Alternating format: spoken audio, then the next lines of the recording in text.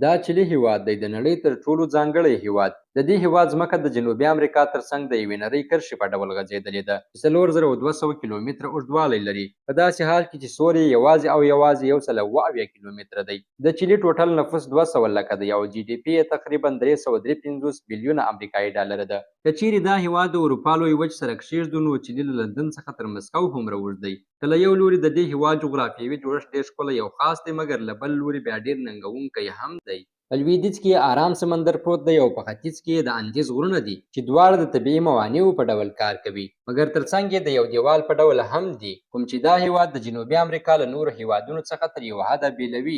دا غر زرګونه متره لوړوالی لري او د چیلي تقریبا 80% نفوس د هغه په مرکزي برخو کې ژوند کوي. په شمال کې د اټاکاما دښته ده چې د نړۍ یو له تر ټولو وچو دښتو څخه ګڼل کیږي او په ځینو برخو کې ان له پیړیو راهیسې باران نه دی شوی. د دې هیواد جنوبي برخو ته نږدې موجود لوړ غرونه او ګڼ ځنګلونه د زیاتو بارانونو او خطرناکو طبیعي پیښو لامل ګرځي. چیلي هیواد له شمال څخه تر جنوب پورې د یو واحد سړک په واسطه په کامله توګه نه دی وصل شوی، چې له امله یې د دې هیواد لیرې سیمو ته سفر کول ډیر مشکل دی.